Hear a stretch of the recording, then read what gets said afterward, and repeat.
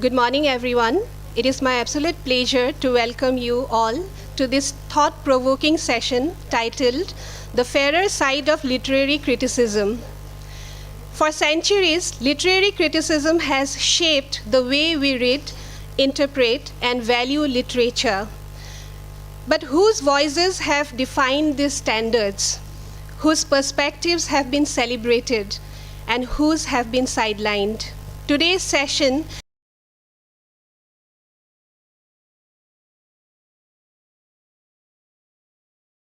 as a space of dialogue, dissent, diversity, and above all, fairness. It urges us to look at criticism through lenses that are inclusive, intersectional, and globally connected. To guide this important conversation, we have with us Bibhash Chaudhary, a distinguished curator and literary voice known for bringing together powerful dialogues across cultures and languages. I would like to introduce our audience with the moderator of the session. Bibhash Chaudhary is professor in English, Guwahati University.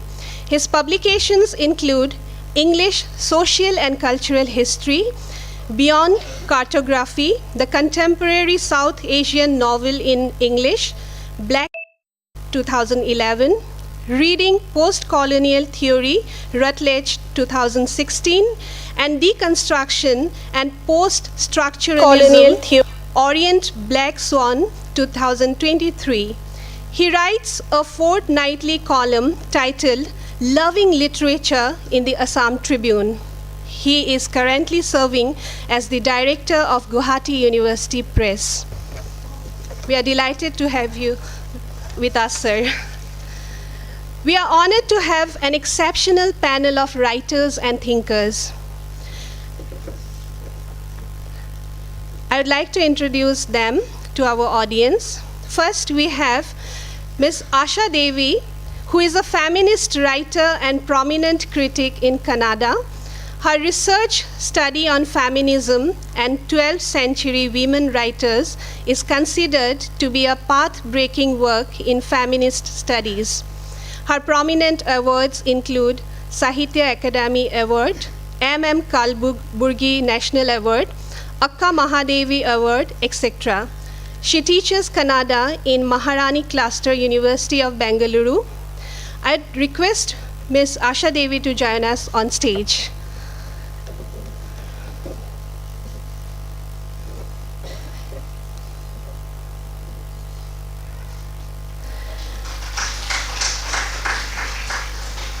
Next, we have with us Susana Sanchez Arins, who is a Galician writer and critic. For the uninitiated, Galicia is an autonomous community in Spain.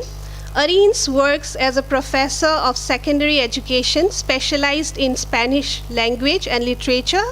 She is mainly known for her collections of poetry as well as books that blur the boundaries between poetry and prose. Sikh, loosely translated as Hershey, has brought her to the limelight. It was translated into Spanish in 2019 and selected by the Association of Madrid Booksellers as their Book of the Year.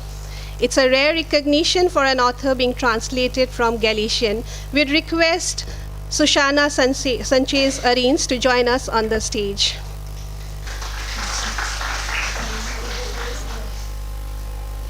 She's there? Okay. Then she's there. I believe Maria Remondes is with us. Yes. Okay, next. So we would love to introduce Maria Remondes Lugu, 1975, who will act as the interpreter, who is a Galician language translator, interpreter, writer, and activist. She obtained her PhD in translation and interpretation and is a renowned feminist translator who actively works to create a critical understanding of how colonial patriarchal structures can be subverted. As a writer, Remondes has touched upon all genres, although she is mainly known as a novelist. Her large body of work, over 40 published titles, have been recognized with numerous awards in Galicia, and she is seen as one of the most important contemporary writers of her generation. Her latest works include Furia 2023, which received the Premio Jules Verne for YA literature in 2023, a novel about boxing and grief, and the science fiction trilogy Triloxia dos Seres Completos, where she explores issues of gender and ecology through the unusual gaze of trees. Her works have been translated into Italian, French, Spanish, Catalan, and Tamil. She has lectured in numerous universities all over the world, mainly focusing on topics related to translation, language hegemony, feminist and LGBTQ issues, and creative writing. So we would like to request Maria Remondes to join us on the stage.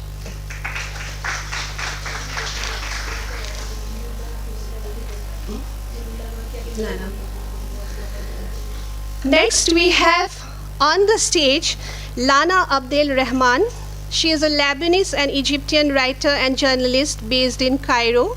She holds a PhD in literary criticism. She is the author of 7 novels and 3 short story collections. She was selected for the 2009 IPAF Nadwa workshop, marking her as a leading voice in contemporary Arabic literature. Beyond fiction, Lana Abdel Rahman works as a journalist and literary critic, writing on culture and literature with a focus on contemporary Arabic novels and intellectual debate. So now I would like to request Bibhash Chaudhary to join us on the stage. A big round of applause for our list of panelists as we warmly welcome you all. And now I would request Bibhash Chaudhary to lead us into this rich and necessary conversation. Thank you. Good afternoon, everyone.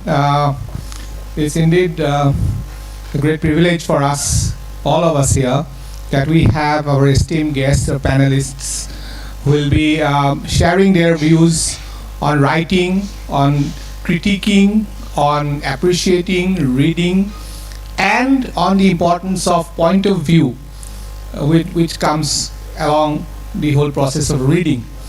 So I'd like to start with Asha Devi ma'am and her views on what is it that makes literary criticism different from other forms of writing, and the responsibility of the critic. How do you see that, especially from your point of view as a writer and a critic? Please share your views.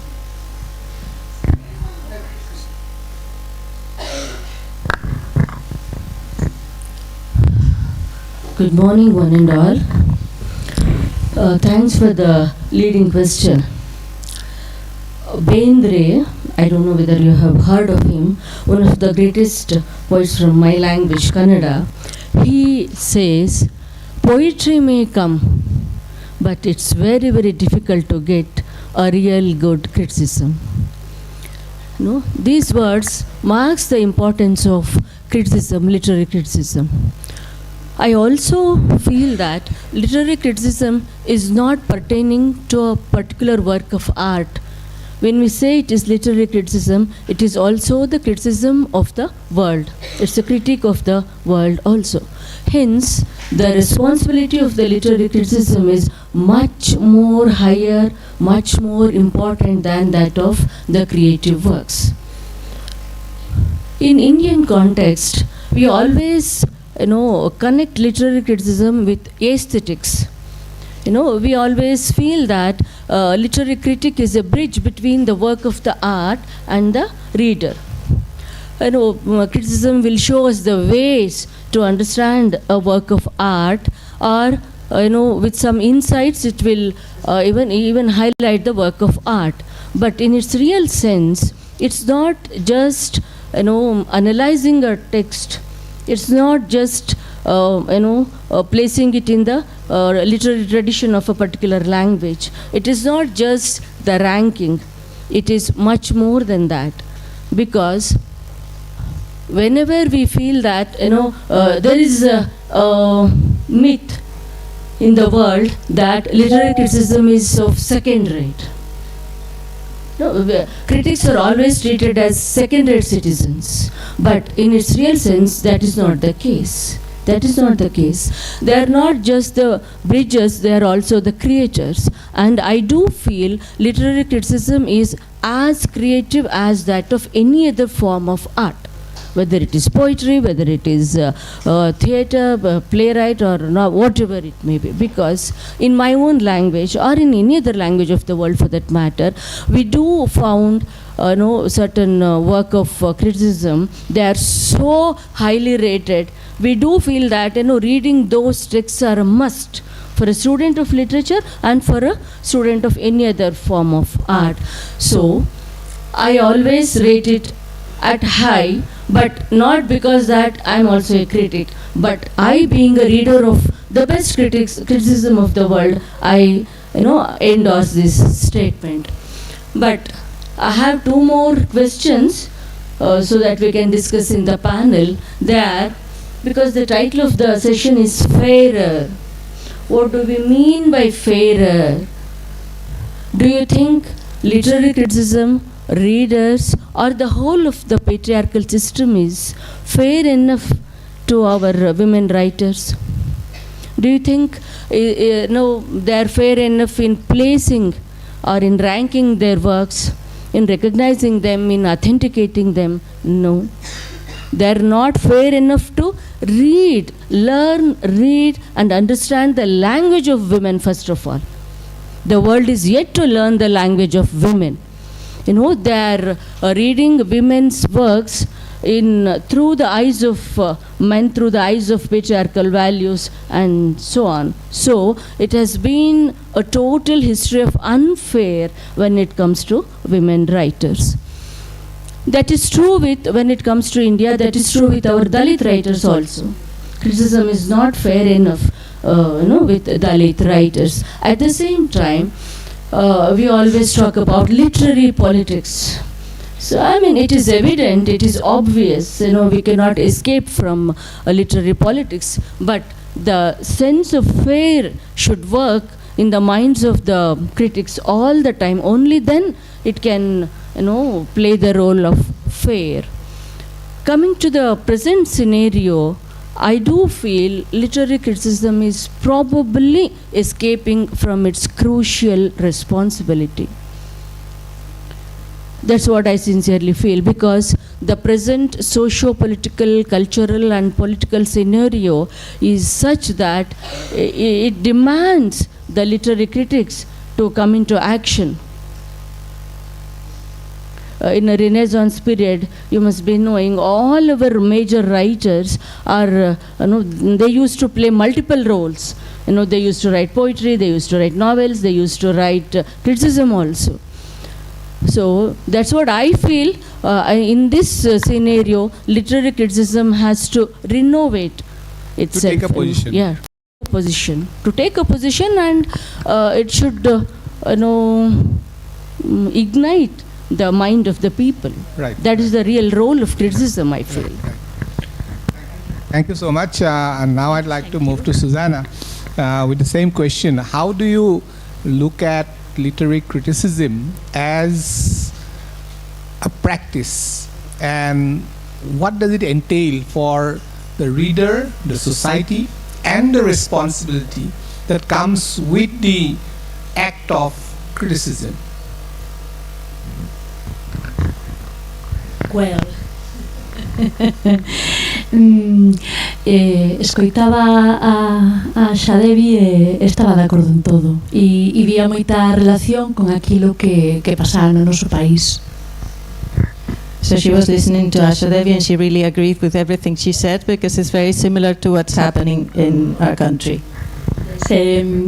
No meu contexto, por exemplo, a crítica ordinaria, a crítica tradicional, a crítica patriarcal conecta sempre directamente todo coa cuestión estética, e ten unha obsesión cunha aparente obxectividade, e a obxectividade, por suposto, sempre é unha obxectividade masculina e androcéntrica, non?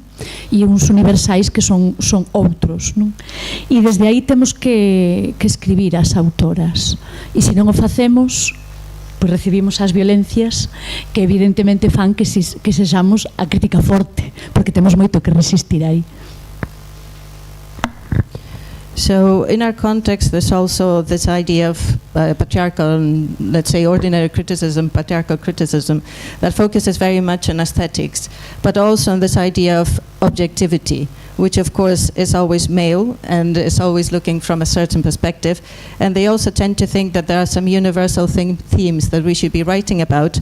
And of course, when women don't write about it, then that's when we receive violence. So we have to be very strong as critics and writers as well to stand that violence. Para combatir isto, o que facemos, o que fixemos algunhas críticas foi unirnos e escribir desde a comunidade. Entón, por exemplo, temos un grupo no que tamén está María, que se chama Sega, no que nos permitimos poder escribir e resistir esas violencias e escribir pensando precisamente na comunidade e na xustiza e en que importancia ten a literatura, aquilo que lemos, aquilo que descubrimos no mundo para fortalecer precisamente certo tipo de valores na nosa comunidade.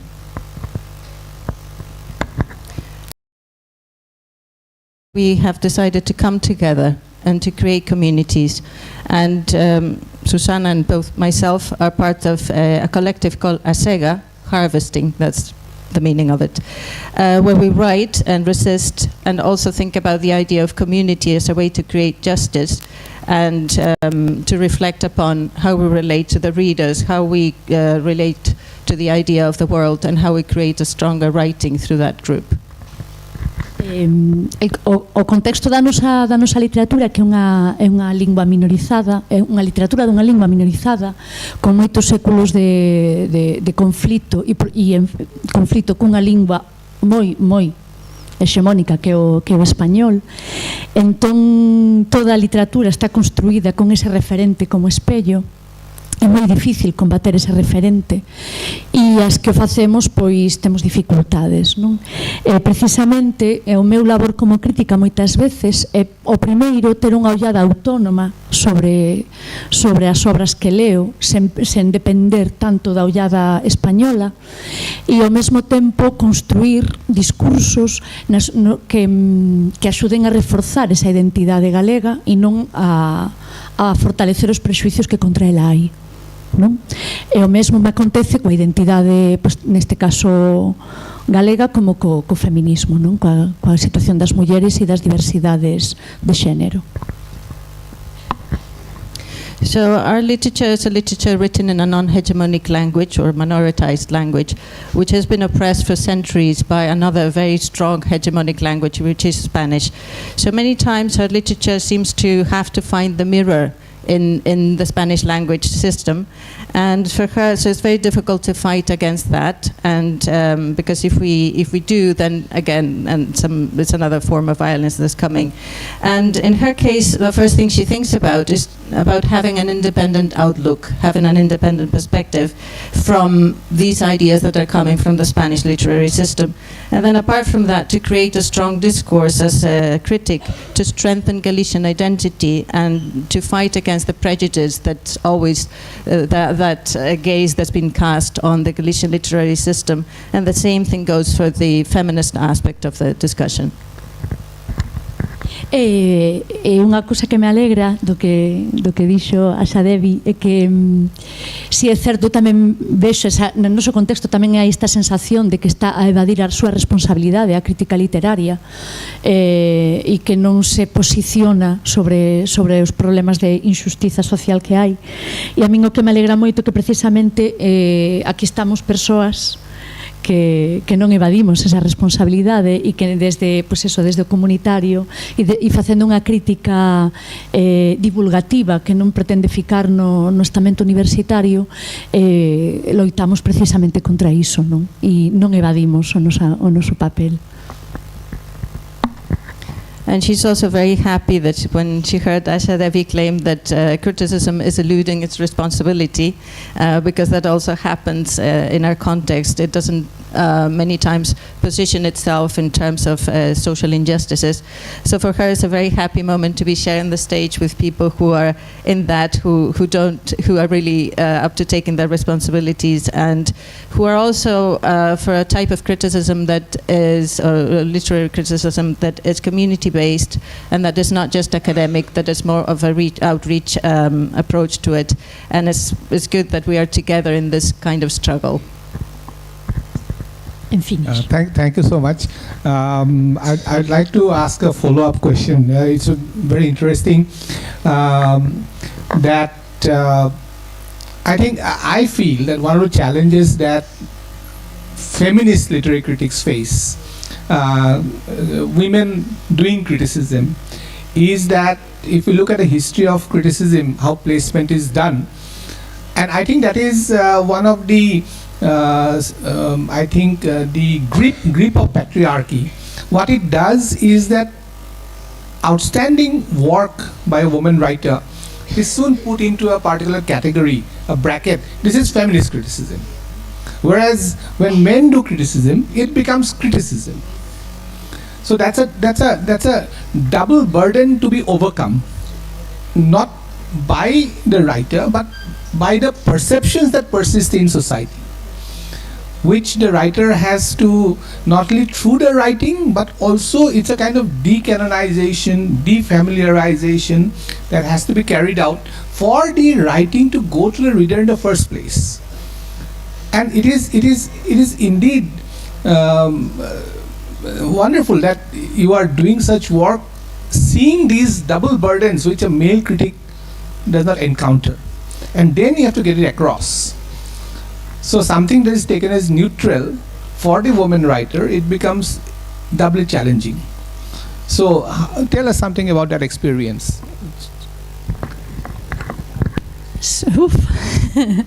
Sí, é un duplo desafío e eu son escritora e son crítica. Somos recibidas erróneamente moitas veces porque a maioría dos críticos literarios, por exemplo, eu que me coloco no feminismo, teñen cero formación en feminismo e non o saben ler. Entón o que fan é colocarnos etiquetas que nos queren levar, ademais, no noso contexto, ademais, etiquetas españolizadas, porque moitas veces se inclúen non entender o contexto cultural. E iso é moi difícil, e hai moitas autoras que se renden, e hai moitas autoras que ao final optan por respetar esas etiquetas ou adaptarse a elas, non? Nos procuramos non facelo, e é violento porque moitas veces tes que rebater voces moi autorizadas, e o faz desde, pensas que o coñecemento, pero que o recibes son ataques sobre a túa ignorancia e a túa subxetividade.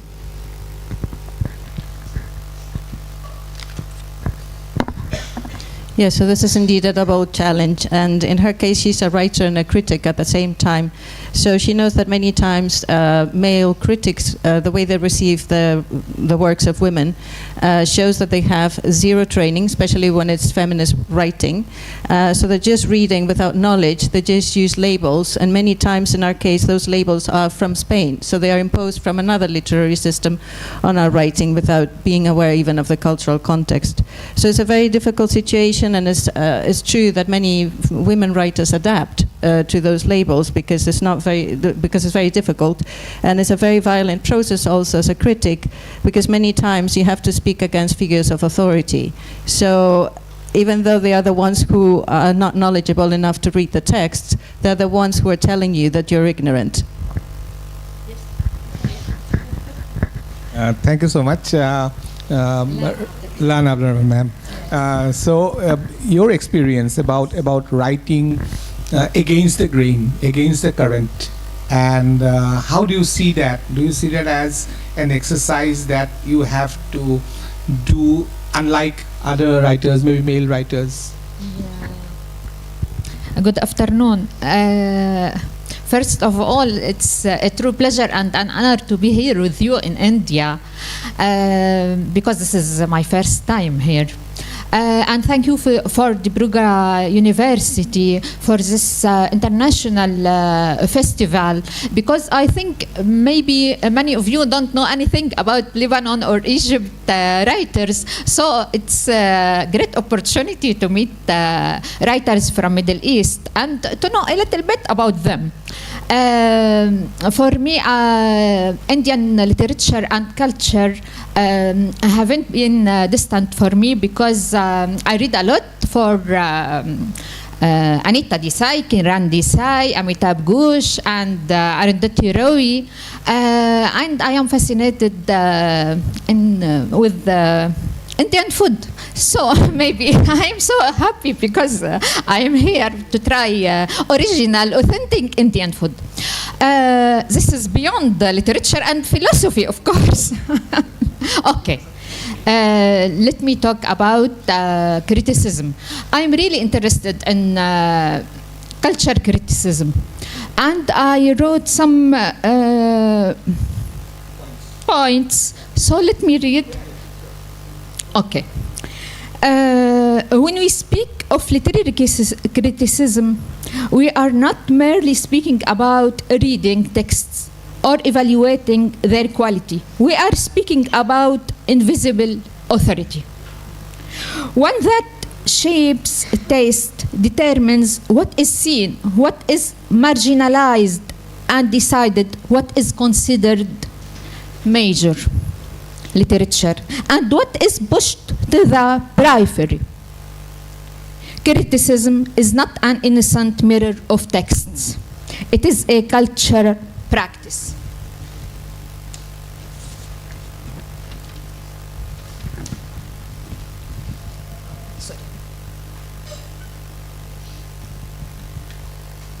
From this perspective, a resonant question arises. Why has women's presence in literary criticism been slower and rare than their presence in creative writing? Today, we have many women novelists, poets, and writers. Yet, when we turn to criticism, we often encounter an absence, a subdued presence, or one framed by limiting labels: women's criticism, feminine reading, subjective approach. Too often, these labels function not as neutral classification, but as subtle tools of delegitimization. When a woman writes literary criticism, she does not simply add a female voice. She introduces a different experience of reading.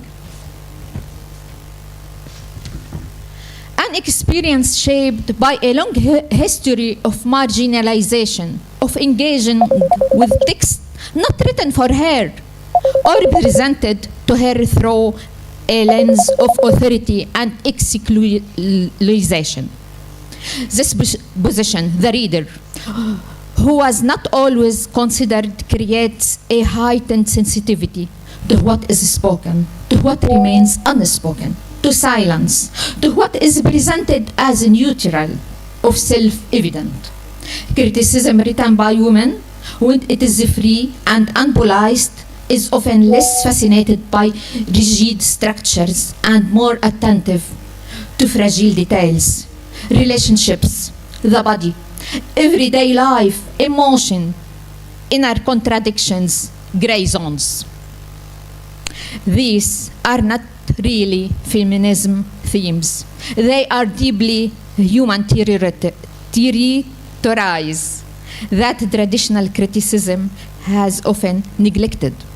Historically, criticism has been framed as an act of superiority. The critic stands above the text, judging it, classifying it, granting or denying legitimacy. But today, slowly and quickly, we are witnessing a shift. There are women critics who write from questioning rather than condemnation, from listening rather than dominance. Critics who are not afraid to say, this text affected me, this text excluded me, this text opened a wound I had not named. Just a little bit. As a critic writing from the Middle East, I am aware that my perspective is shaped by layered historical, political turbulence and the enduring influence of patriarchal structure.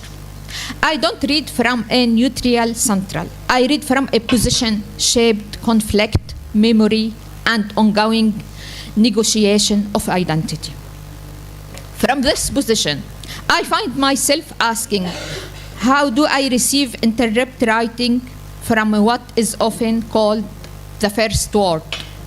And how do I trace points of intersection between Arab women writers produce and what women write elsewhere?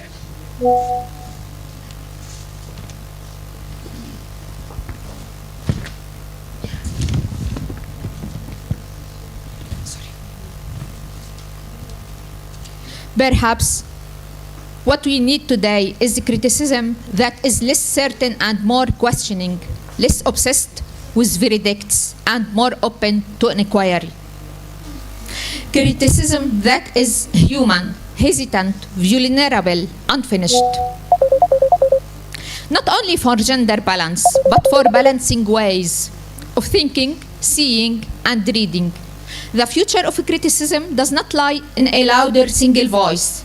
It lies in multiple voices, listening to one another. And when women write criticism, they are not merely asking for a seat at the table. They are reshaping the table itself. Thank you. Thank you so much, ma'am.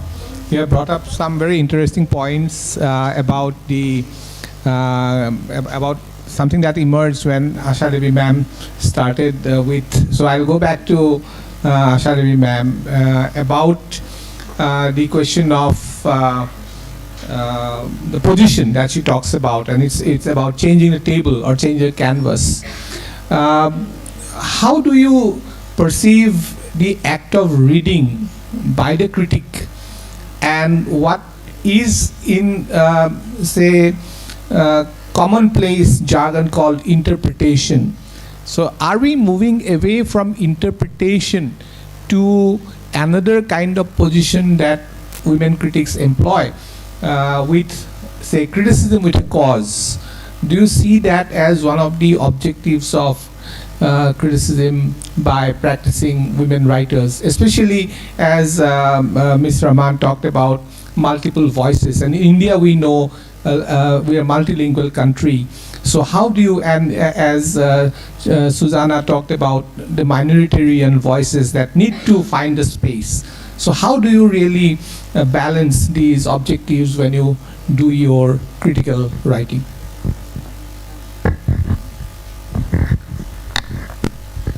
No, it's a very important, but it's a very difficult question, because the context is very, very complex. Let me tell you frankly, because I belong to a upper caste, probably I'm acknowledged as a prominent critic. I don't know if I'm from a Dalit background, Dalit women background, I don't know what's going to be my plight. You know, placing this as the base, whenever I read a text, I do read it as a reader, as through sensibility of a literary student. But whenever I read a text, the first question comes to my mind is whether the sensibility of the women and Dalit is there in the text or not. That makes all the difference.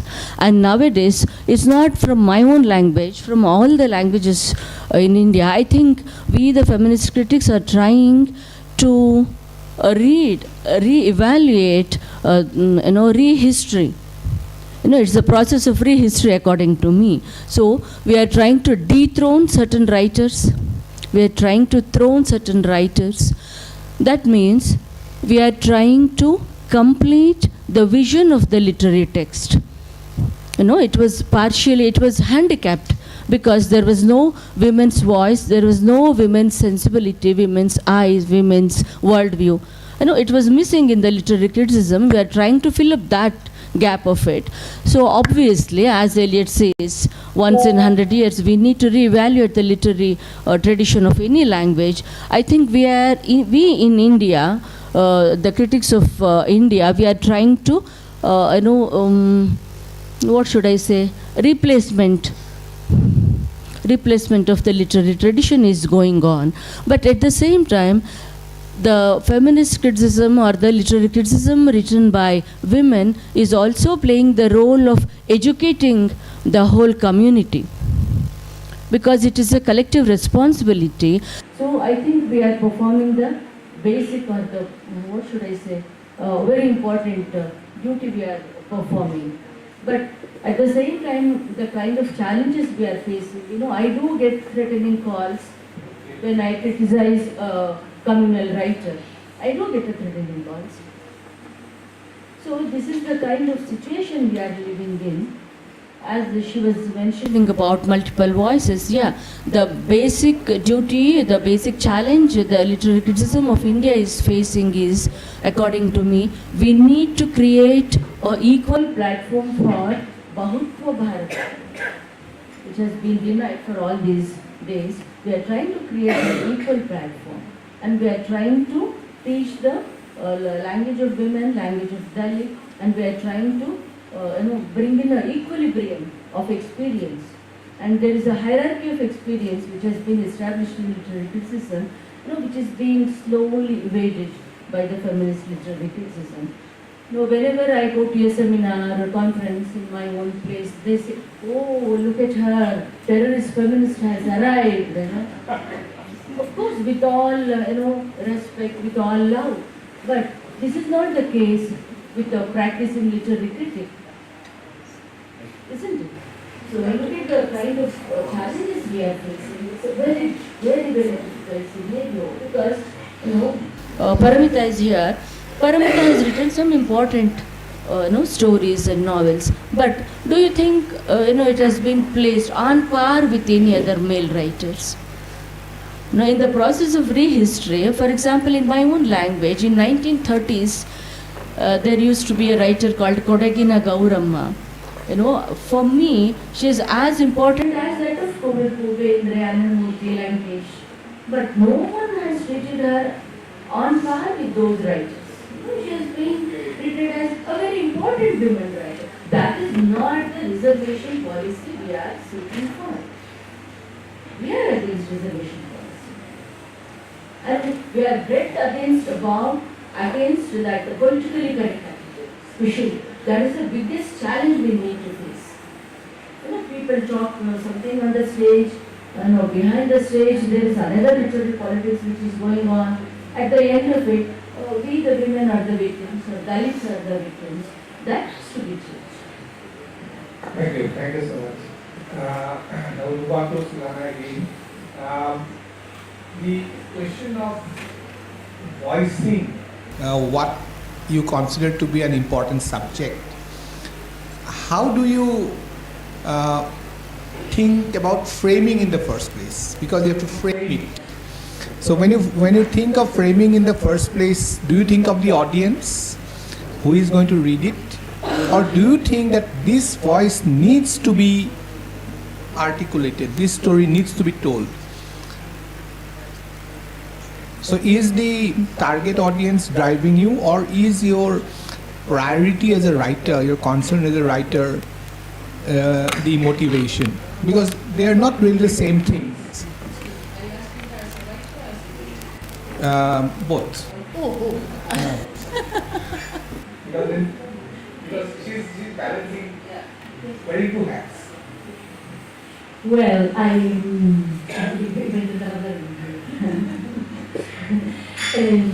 como Como autora e como crítica fago cousas diferentes e relacionadas. Como autora eu procuro sempre contar historias que me parecen importantes para a miña comunidade. E, por exemplo, levo unha tempada grande en que a miña preocupación é colocar como protagonistas as voces das mulleres e voces diversas e, sobre todo, voces das mulleres rurais, que é o que eu me considero, son unha muller que vive no rural, e que son voces pouco presentes, considero, na nosa literatura, e creo que é importante ofrecer diversidade. E entón, como me parece que hai poucas, pois procuro colocar así. Okay, so what she does as a writer and a critic are two different things, but they are related. So as a writer, she's interested in stories that she considers that are important for the community. And for example, recently she's been obsessed with, apart from having women as the main characters of what she writes, thinking about diverse women's voices, but in particular diverse rural women's voices, because she herself is a rural woman. And she considers that these voices have not been too present in Galician literature. And she thinks that this idea of diversity is very important. En moitas ocasións a presenza da ruralidade na literatura, cando a nosa comunidade, a comunidade rural, é unha presenza mitificada, é unha presenza moi tópica, e outra vez estamos con esa ollada que desde España se llegou, non? Como país atrasado, como país pobre, como país triste. E procuro reverter esa imaxe como escritora. E algo que comprobo que algo fago é que as miñas veciñas, bellas, maiores, rurais, os meus últimos libros adoraron, gostaron moito de ler porque seguían así mesmas, sentíanse representadas. E ese é o sentido de comunidade que entendo, non tanto incluso como lectoras, sino como persoas que se identifiquen con aquilo que eu escribo, porque necesitan un referente. So much of the idea of rurality that we have to think that Galicia is a rural community. But the idea of rurality is surrounded by lots of myths and cliches that come from the Spanish gaze, from the way Spaniards look at us. And it's usually presented, Galicia is usually presented as a backward, poor and sad community. So for her, the most important thing is to subvert that image as a writer. And the proof of her success, she thinks, is in the fact that her elderly female neighbors around her have loved her recent works, and she thinks it's because they saw themselves in them. And this is not just, this is what writing forward within the community means for her. It's not just to have readers, but to have people, individuals, and women in particular, who can relate and who need to have different images of themselves than the ones that they were given. Como crítica, cando leo unha obra, para mí sobre todo en tres cousas, non? Si esa obra contribúe a aumentar a diversidade de voces no noso campo literario, se ofrece unha ollada nova sobre un tema, un posicionamento diferente, por suposto, a pode ser alternativo. Se esa obra revisa a tradición literaria e a revisa evidentemente para darle unha volta, e se esa obra cuestiona as violencias do poder. A mí son as obras que me interesan, e son as obras que eu pono en valor porque quero que se lean, e o meu traballo como crítica é esa, é dicir, convencer as leitoras de que entren nestas obras e desde este posicionamento para que encontren algo estupendo que eu encontrei. E cando me toca facer crítica negativa é porque alguna destas cousas falla ou porque directamente son obras que mesmo desde a apariencia rebelde o que fan contribuir a manter esas violencias. So, as a critic, when she reads books, she looks at three things in particular. The first one, whether the work increases the diversity of voices and it provides new positions, new perspectives. The second one is whether the work revisits literary traditions in a subversive way. And the third one is whether the work questions the violence of power. So whenever she reads, she's interested in books like that, and for her role as a critic is to share that interest and encourage other people to read those works and find the wonderful things that she's found in those works. Whenever she writes negative reviews, is because either some of these things are missing, or because the work tries to or purports itself as rebellious, but in fact is just complicit with the violences of power.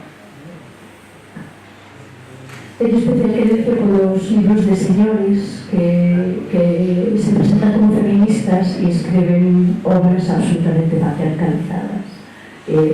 Hay fajolería. So she's particularly fond of the books written by men who call themselves male feminists, and that they're deeply patriarchal, and she's very happy to give them a good beating every time. Thank you so much. Now I'd like to ask Maria a question, because you are straddling many boats actually. You are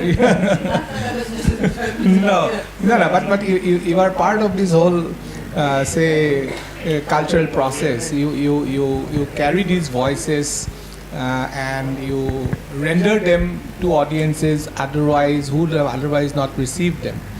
So what has been your experience of, because you are a writer yourself, of dealing with or negotiating the issue of transference of culture, of these voices? Do you think the non-Spanish, non-Galician writer, the English reader,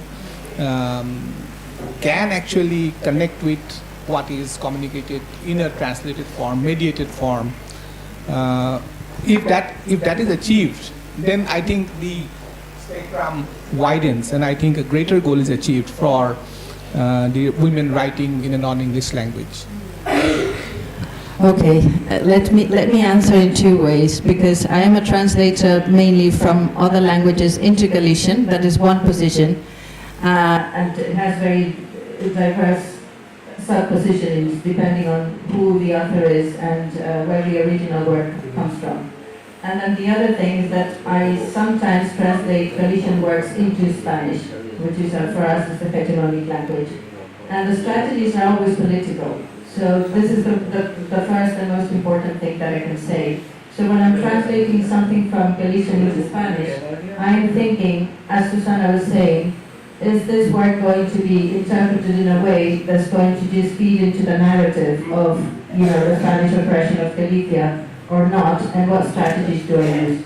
Sometimes the fact that a work is set in Galicia is not relevant, so it doesn't need to be very much present in the translation. Sometimes it is very political, so I need to keep it.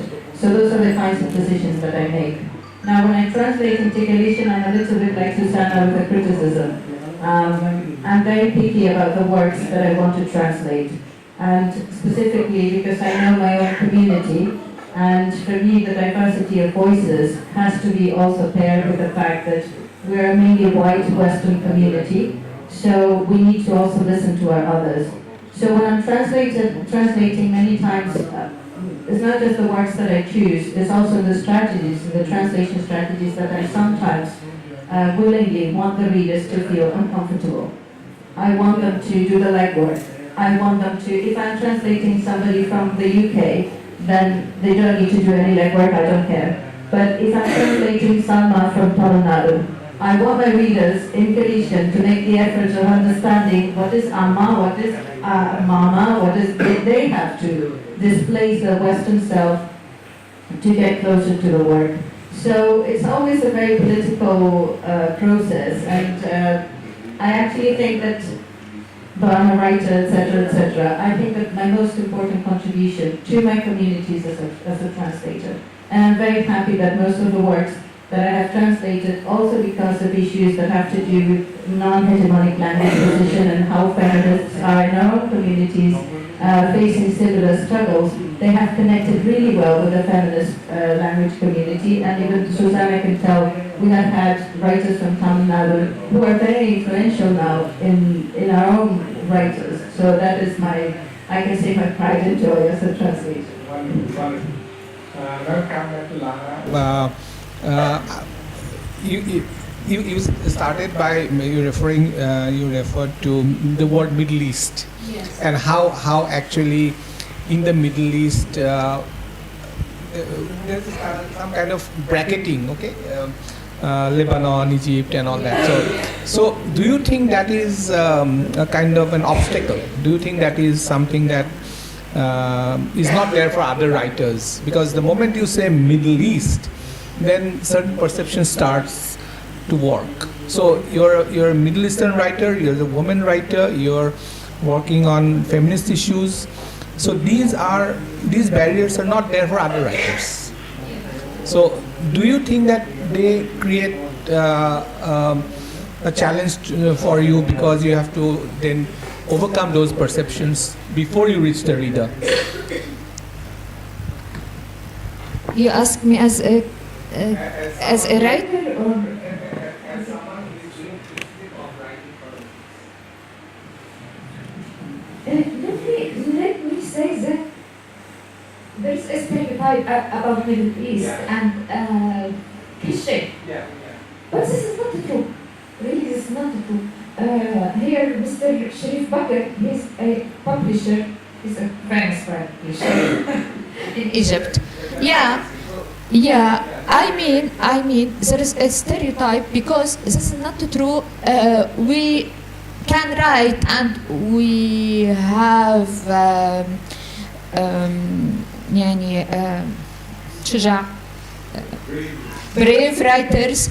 We write about everything, political, religious, but I'm talking about the outside world scene, not you writing within the Middle East and Middle Eastern leaders scene.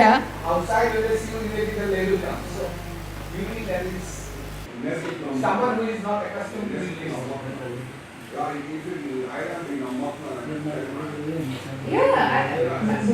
I know there is a stereotype and cliche about Middle East, but this is not true. So it's not true. But No. So from the inside, let us look outside. So For me, others are seeing you as Middle East. You are seeing the I world. consider that my audience can understand my writing because they can quote what I mean, what my points of view.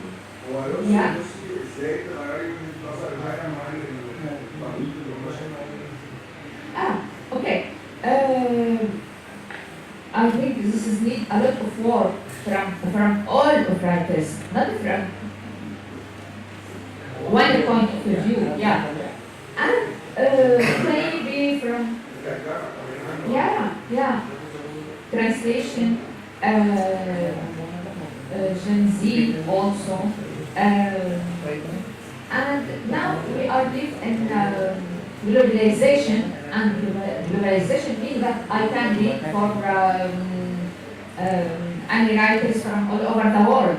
I know about you, I know about any other writer because I can open internet and I can read. And There's a problem. See, when you read any other writing translation, when Yes. it comes to you as a translation, you don't know the politics behind the translation or the word. Yes. You read it that this is from India, this is from Russia, but there's the politics there. And when you receive it as Russian, as Indian, or something, we have the same problems. We have that's same conflicts, same ideas. There are a lot of comments. First of all, I said that I read for Indian writers, and I find a lot of comments for problems. For example, I write about Banu Mushtaq, the winner, the Booker Prize winner. I read her stories and I write an article about independent Arabia. Same problem in Arabic world, with Arabic society, same problem. There are a lot of common. I wish I can express my ideas. No? Okay. No, I was also trying to understand how, as Ma'am Asha ma'am was saying, that if a writer in Kannada in the 1930s, a woman writer, is still pigeonholed as a woman writer, whereas someone like say Kuvempu or someone is a writer. Okay, a woman writer is a woman writer. Any other writer is a writer. So that is... Because when you said a woman writer, there are a focusing on woman writer. Yeah. So how do you see that? That is something that a male writer does not fix. A male writer is a writer. But this is historically problem. This is long historically problem, and we. That's the thing. The error side is Yeah. unfairly there to try to switch. Yes, of course, and we started to face it from maybe from 16th or 17th. After feminism voice, yeah, we start to accept these differences and confess and discuss it and things different. Yeah. I think we have a little time, so I would like to open the panel to a few questions from the audience. And you should be very pointed with your questions, and you can state whom you're asking to, introduce yourself, and I think our panelists will like to respond to your questions.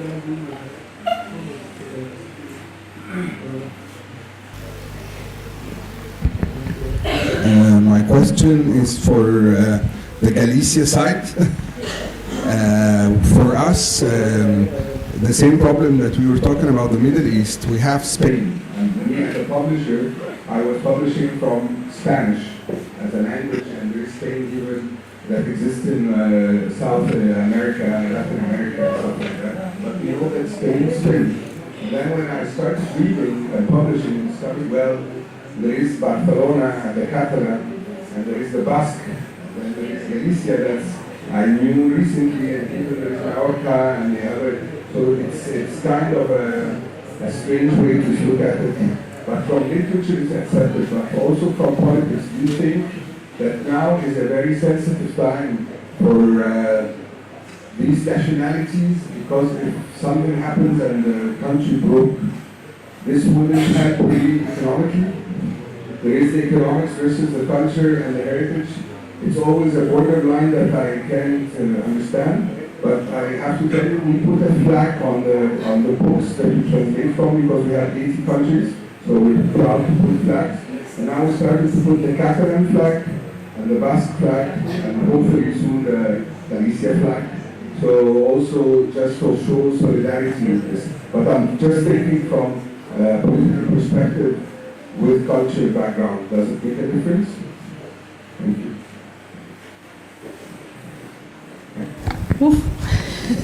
Entre as dúas.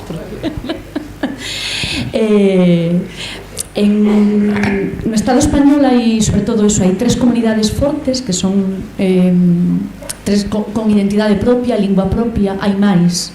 As máis recoñecidas máis tradicionalmente son tres: Cataluña, Euskadi e Galicia. E arrastran, e hai conflitos, e se arrastran conflitos e problemas como mínimo desde a ditadura de Franco, porque a organización política que temos é herdeira desa dictadura, e unha dictadura que fixo prohibiu as outras culturas e escolleu a cultura española como a única posible, non? No Estado.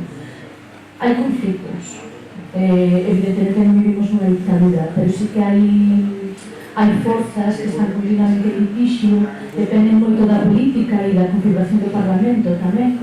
Agora mesmo hai risco porque o fascismo está entrando con forza e iso é risco para as culturas non hexemónicas, pero é unha situación complexa que é moi difícil de explicar ahora en 3 minutos.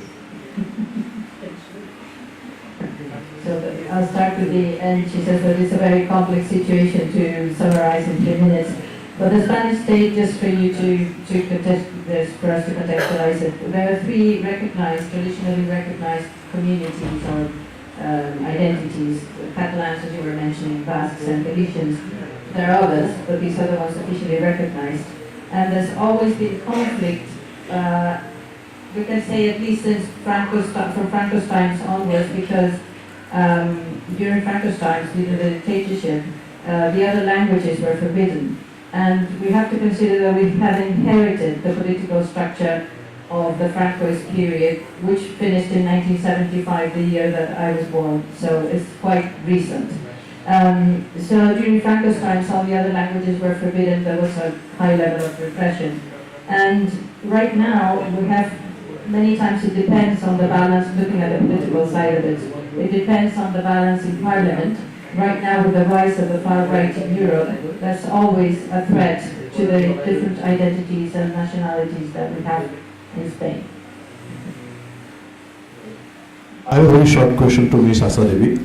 At the beginning, you have pointed out very striking aspect, that is, literary criticism is gradually escaping from social responsibility.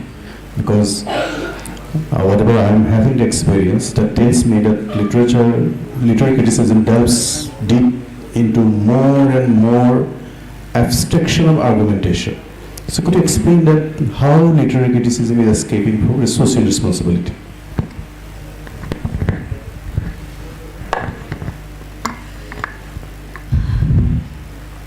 Social responsibility is also a moral responsibility when it comes to literary criticism. You know, probably the first generation of the Renaissance period, they are ready to face this as a moral responsibilities. But nowadays, they do feel that it is an obligation, a kind of obligation which literary critics are feeling, most of the literary critics.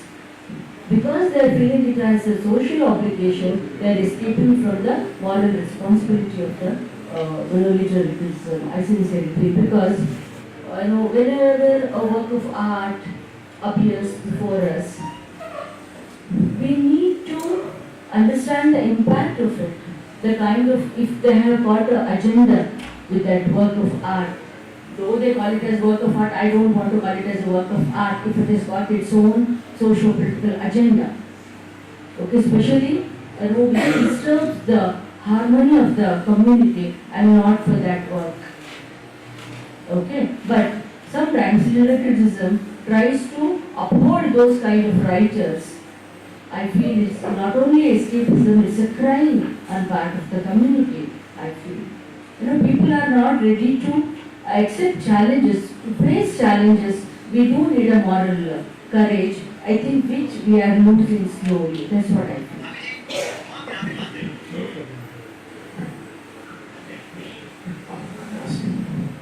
Okay, thank you so much for such interesting discussion. I have just a short question for Lana. I think, or I guess, let's say, that literary criticism today is such dangerous job. You can risk your life, maybe, I don't know. Because we are in one period, this area, that today authors are becoming new stars of social media. Every author has at least 1,000, total, maybe more, 100,000 of followers. Did you face, maybe it happened to you, you write any piece to criticize author and you went, okay, I'm afraid maybe something could happen, maybe his followers will attack me, because you will become, you put the subject later. How do you face this new phenomena of new authors today? Really, I don't like social media a lot. I feel toward Facebook or Instagram, etc., as if you are stand in balcony in the street and you are shout a lot. You can't discuss and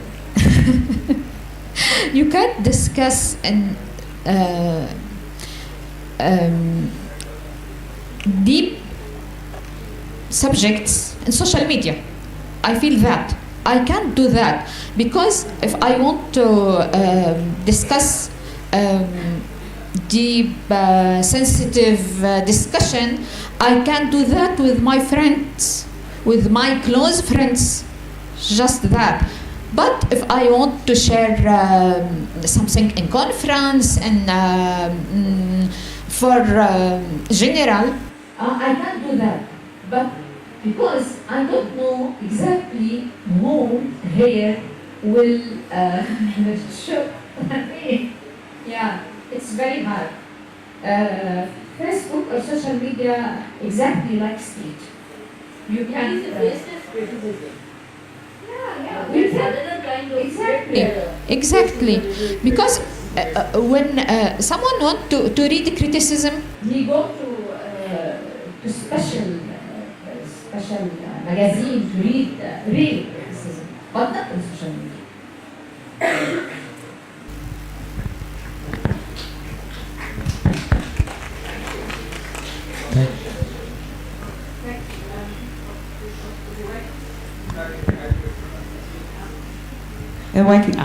I'm struck as a fellow female literary critic, looking at the 4 women on the stage who were all literary critics. All of us, myself included, are not just literary critics. We write in other forms. We write fiction, other forms.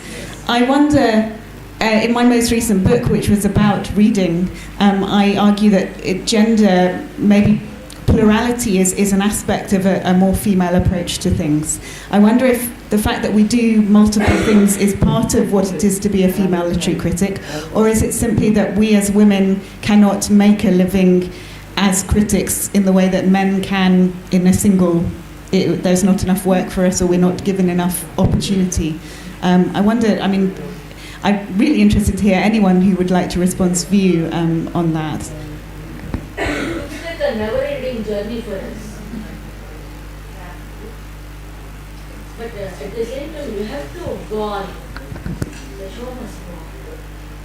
Can I say something? Yeah.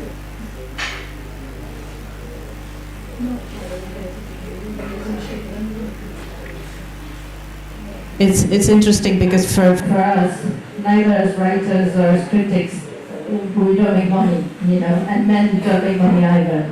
So I don't think that there is an aspect to it. And when we started the collective that we have, Asela, it's not just about the money making, but it's also about being present and being seen. So one of the objectives that we have to Susanna and myself are 2 other people who initiated this.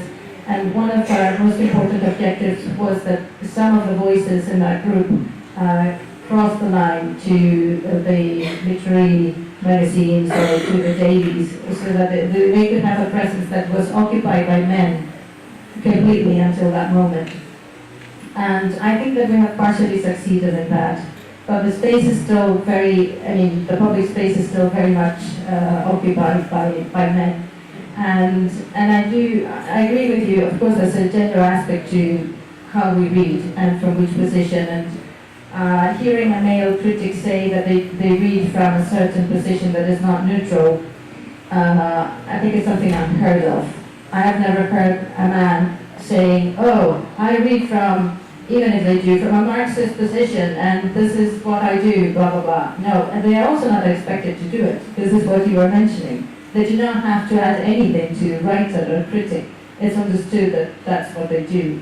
But yeah, I think that, of course, in other cultures, the money aspect is also relevant, because making money as a critic alone, either you work at university, or I think it's also a difficult job.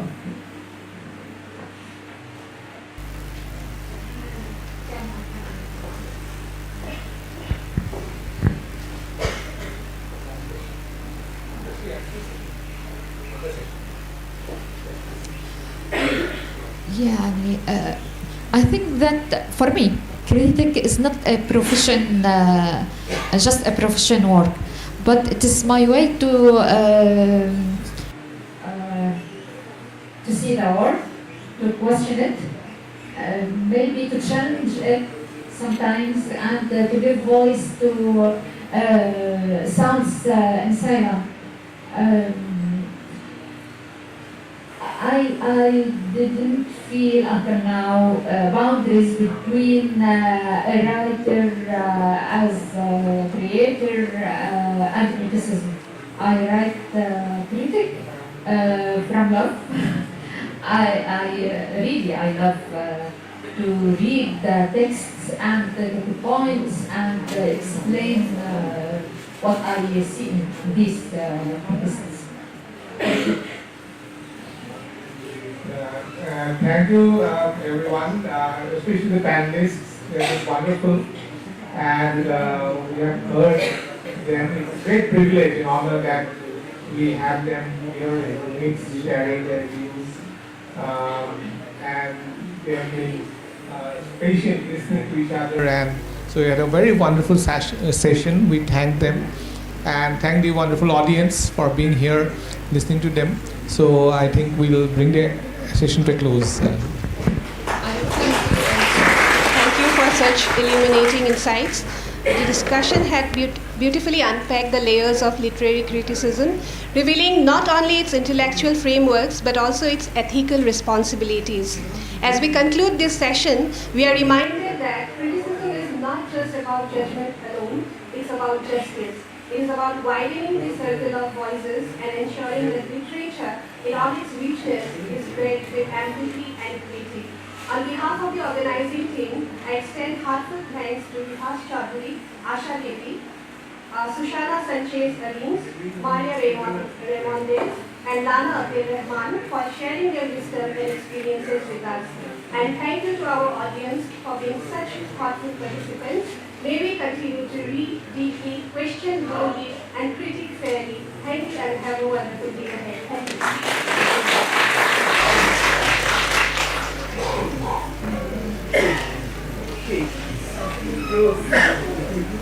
you.